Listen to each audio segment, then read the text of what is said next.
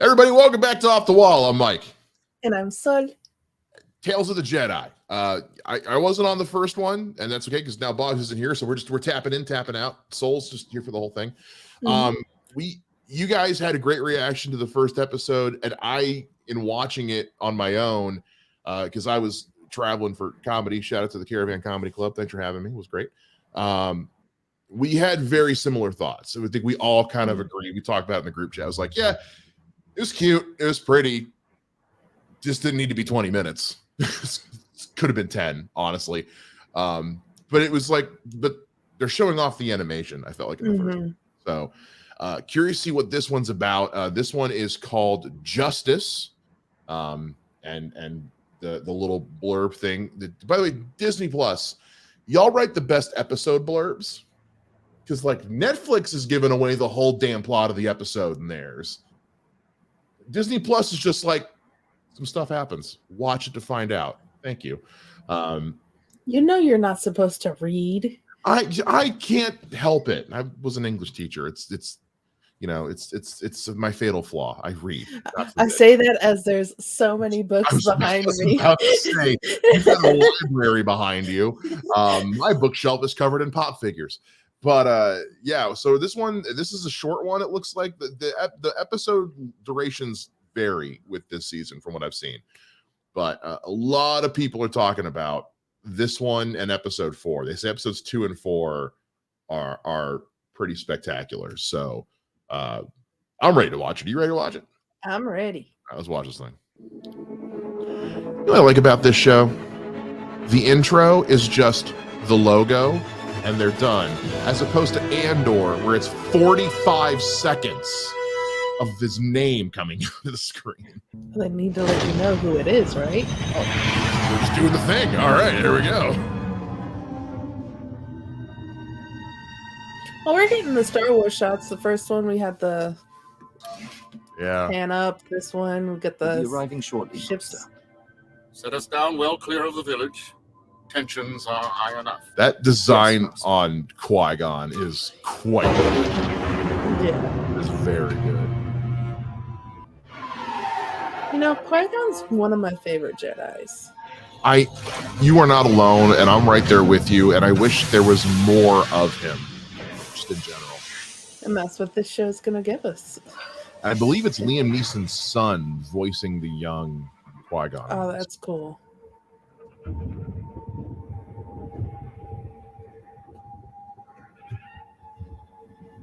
Every show they put out, this animation looks better and better. Yeah. I think Bogz and I were talking about in the first one is that from just Clone Wars to now, what they've done with the animation is incredible. Because like this style when Clone Wars first started was a little rough. It took some getting used to, but they have it leaps and bounds. It's insane.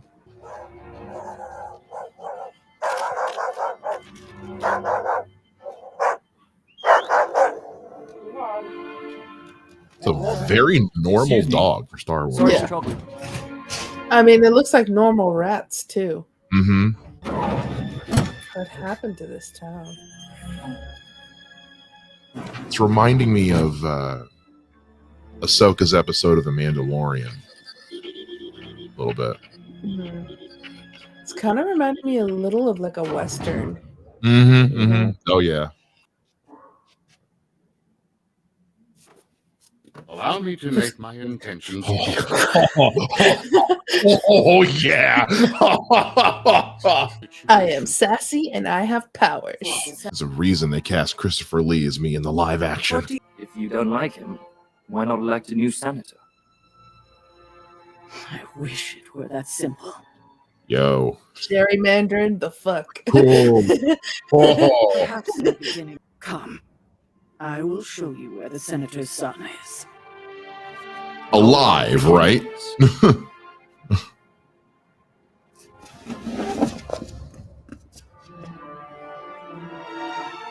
They all are.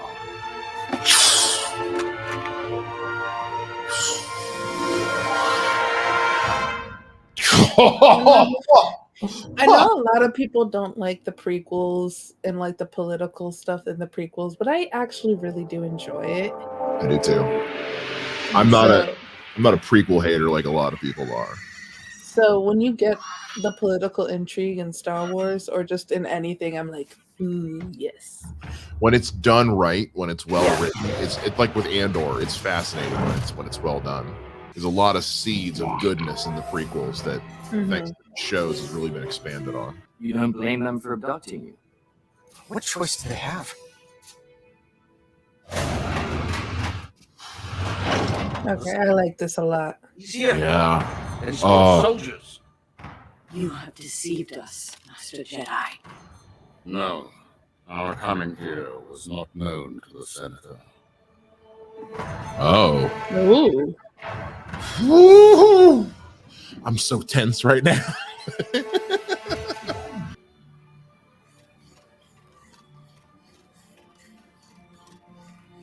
He looks like a douche. Yeah, he does. With that douchey hat. Ugh. I think a lot of English like people wear that hat too, like in like the royal guards and stuff. And it always looks douchey. Oh, they're making some statements with this show. Let me assure you, your son is in no immediate danger. I'll be the judge of that. Guards!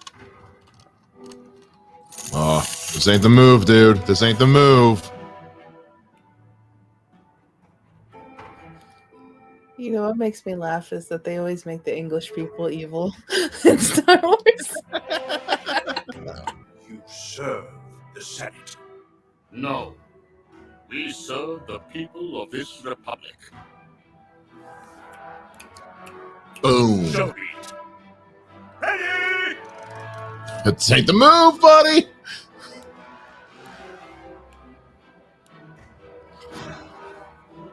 I love seeing this because it kind of shows why Qui-Gon is the way he is, too. And why Dooku left. Yeah. Stand down. I will not.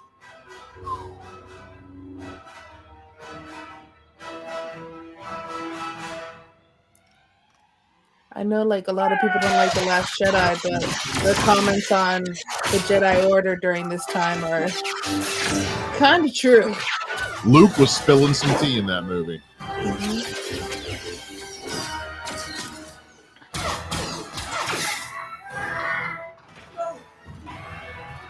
What would I see? Stand up to your dad, kid. Stand up to your dad. Yeah. Oh my god, what if he dies? What if his dad ends up being the reason he dies?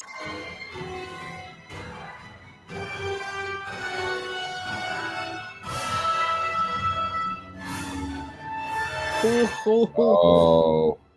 I will destroy You won't like me when I'm angry. example of it, and many others. None shall defy me. Oh, Not buddy. even you, Master Jedi.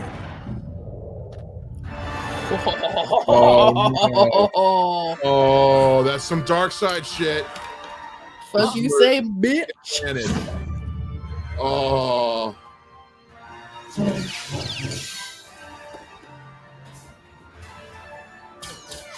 I'ma just go in here. Oh. Yeah. Go, Yep. save your father. Yeah. Go now. Even Qui-Gon had his limits. Stop! Master, it's over.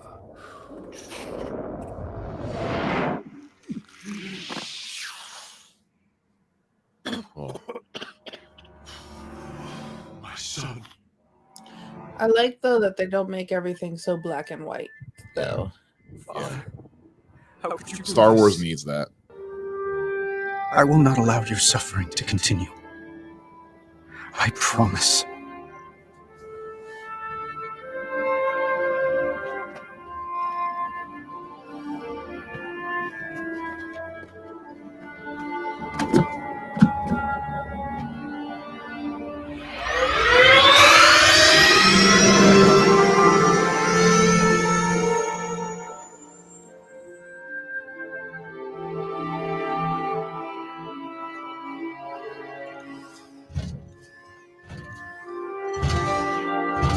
That robot makes me happy.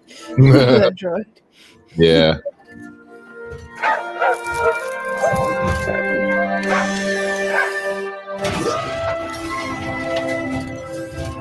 Good boy. I wonder if any meaningful change will come of You're this. looking at it, dude. Is that why you took action into your own hands? Ooh. Your actions saved many lives today. Just thinking in the moment, Master. Well then, you're a much wiser man than I, Qui-Gon Jinn. Oh. Thanks to your teachings. It's wild because it's the first time he says his name in the episode, so I feel like that was supposed to be a big reveal, but We know. that was also in every trailer. Man, Ah, wow. Oh, wow. No, just damn. that was good. Oh, man. See, you can say so much in so little time, and I love it. That was like compared to the last one, like the last one, Mhm. I think tried to say too little in too much time. Like it was a story that could have been told very simply in a much shorter time. Yeah. Like we didn't need to see Ahsoka almost die at the hands of the tiger twice within 5 minutes. Like there's 2 fake outs with that. They could have just, but this one was like, this one did not waste a frame. The score, which is, and I'm blanking on the composer's name, who did all the music for like Clone Wars and all that. Like it was just amazing music, no matter what. Did a great job of conveying the tension and the atmosphere from the moment the ship touched down on the planet. Like there wasn't a word being said, but you could hear it in sound design. It's just, what a great 15 minutes of TV. Wow. Kevin Kiner. Kevin Kiner. Thank you. Yes. Yes. What an episode of a series. Wow.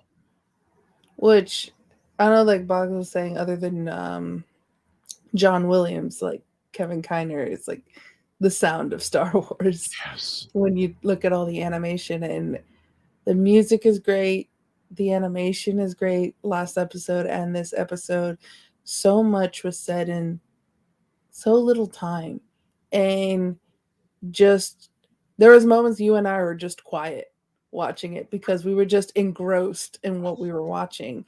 And Doesn't make for great reaction content, but like no, it doesn't. my stunned silence should be Yeah. pretty wow.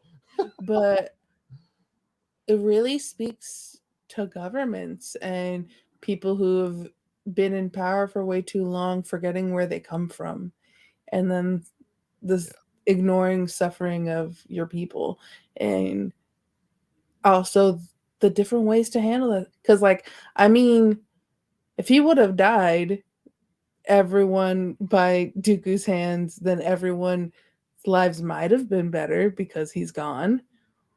But At what cost? at what cost? Or maybe there's retaliation. Mhm. But to have it handled more in that peaceful way there, Mhm. you really truly believe that these people's lives are going to be better. Which is it's that gray area that, and I said this during the reaction, that Star Wars has needed, because Star Wars starts off from its origins as a very black and white concept, light side, dark side, good versus evil. Over the years, we've, even as they expanded on the story of Anakin Skywalker, how he became Darth Vader, you see those hints of that gray, or what Luke says to Rey in The Last Jedi about the vanity of the Jedi Order. And now through things like Rogue One and now Andor and The Mandalorian, we're again seeing those lines blurred. And even in the choice of outcome for the episode, because I was thinking about this as it was getting towards the end, where it would have been very easy for any writer to have the son die in the crossfire. Yeah. And teach, and because we I mean, I even was just like, oh my God, that's going to happen. I could have 100% seen this going that way. And I would be willing to bet money that the writers considered that. I'm Mhm. sure it came up. And on the one hand, you're making this show, it's shorts. At the end of the day, it is technically made for kids, Yeah. but it is Star Wars. So Star Wars has always kind of been a little more heavy than your usual kids animated. That may have, and maybe they realized that might have taken it a bit too dark for a kids animated Mhm. show. But again, I've seen kids animated shows go dark before, and it would have been very easy to take that step. So I almost want to applaud the writers for, because I feel like that would have just sent the wrong message. Like, yes, it would have been tragic and been the hard lesson, but I think we needed the kid to survive to we get to see the beginning of Dooku's journey to the dark side, as Mhm. well as his kind of rift with the Republic and the Jedi Yeah. Order. And we also get to see those seedlings of how Qui-Gon becomes the Jedi he is. It's that nature Mhm. nurture thing with your teacher. And Star Wars 2, even though sometimes is like black and white, you think about it too that the Galactic Senate is what becomes the Empire. So they're good in the prequels and are the bad guys. The Separatists, which Andor was a separatist, like his family were separatists, like we're the bad guys in the prequels who then become the good guys in the original trilogy because he becomes part of the rebels, right? So in the sense of, oh, when we're watching these like movies, there's so much black and white, but then like when you think about it and going deeper into these stories, into the books, into the comics, into these animated series, you're seeing like, no, these are the gray areas and how things can be perceived different ways. Because yeah, if you have your son like kidnapped, yeah, you rightfully are angry. And if you're part of the Senate, you're Sure. gonna want to bring in an army to go get your son back, right? Sure. Yeah. So Don't be you the can first one to shoot, though. right, exactly. Um, and just to the lessons so far in these first two episodes that they are teaching life lessons. Boggs and I were speaking about how like the lessons of life and death was pretty much, and that was the title of the Mhm. thing of the first one, where like Ahsoka feels sad because that being was being killed, but then it's gonna be used to feed the entire village, and you even see like Ahsoka's mom saying a prayer over it because that the life of that animal is now going to help support the life of everyone in the village. Um, She makes a point so of saying we don't take more than what we need. exactly. And so between that episode and then in this episode and two, I'm just you're getting these little life lessons, and I love that about Star Wars. Mhm. And it goes hand in hand. You mentioned the political thing about the politics being black and white and the way that the Senate transitions into the Empire. We're seeing that in Andor as well right now. The idea of politicians who have been in office way too long, who have grown complacent and are far more concerned with padding out their own career and their own pockets, and they are actually taking care of the people they're there to represent, which Hmm. is something that comes up a lot of time in real life politics as well. Yeah, So it's a people lot. who started out with good intentions. Yeah, it's life imitating art and art imitating life. Hmm. That's kind of one of the great things about Star Wars is it's such a moldable palette that you can kind of tell whatever story you want within this world, and it still have it feel right. Yeah, I agree. So we loved this one. Clearly, we're not middle of the road on this one. This was fantastic. I really want to watch more, but we're pacing it mostly because I have to edit the shits. But Hey, we're doing this for you guys, we're doing so this we're for not you guys. binging it because of you. I want to binge this so bad, but we're not. But we also got our Cabinet of Curiosities, Guillermo del Toro's series reactions for that starting this week as well as some other reviews and stuff. So check it all out here on the channel. We got it. Let us know what you thought of this down in the comments. Make sure you like and subscribe, and we will see you guys again here next time for another episode of Off the Wall.